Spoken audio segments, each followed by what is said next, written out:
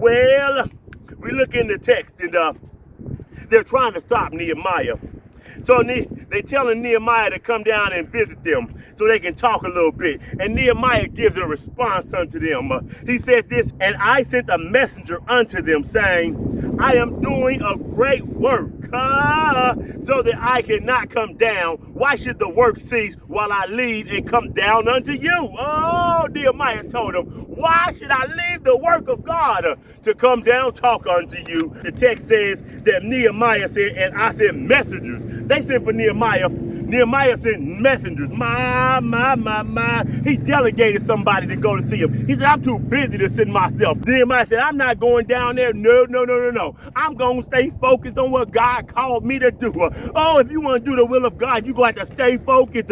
He said, I ain't going to go down there. Nehemiah said, I'm not going. I'm going to send my messenger, and my messenger will go tell you what I said. I'm going to keep on building the wall. I'm going to keep on building the wall. They didn't want Nehemiah to build the wall in that city because Jerusalem, as long as they had no wall, they were looked at as not powerful. They had little power, if any power at all. And the Samaritans had the influence in the land. So they did not want Nehemiah to build the wall because it would stop their influence. Building the wall signified the reemergence of Jerusalem as the strong city that it was. You have some enemies that don't want to see you strong. They want to take everything. They want you to be weak and broken so they can keep influence.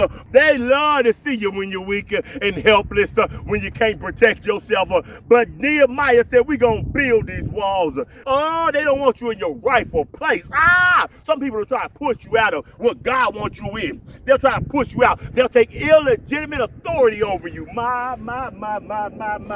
But God is in the restoration business. Tell your enemies I'm on my way back to the place God put me in, and you can't do nothing about it. Your enemies are intimidated. They're intimidated when they see you move. You ain't got to do nothing. Let God do the work. I got to calm down right now. You ain't got to do nothing. Let God do the work. Oh, God. Your enemies can't hold you back. Once you get a hold of God. Oh, God, hallelujah. For the Bible says the steps of a righteous man are ordered by the Lord. My Lord, help me. Mr. Chair, tell your neighbors I'm getting back in my place. Mr. Chair, Mr. Tree, tell your neighbors I'm getting back in my place. I'm getting back in my place. I may have fell out due to disobedience. Mr. Bush, tell your neighbors I may have fell out of my place. But God's going to restore me. Oh, my. Your enemies don't want you to be restored. They want to see you weak all the time. But your enemies can't stop what God is doing. Oh, hallelujah.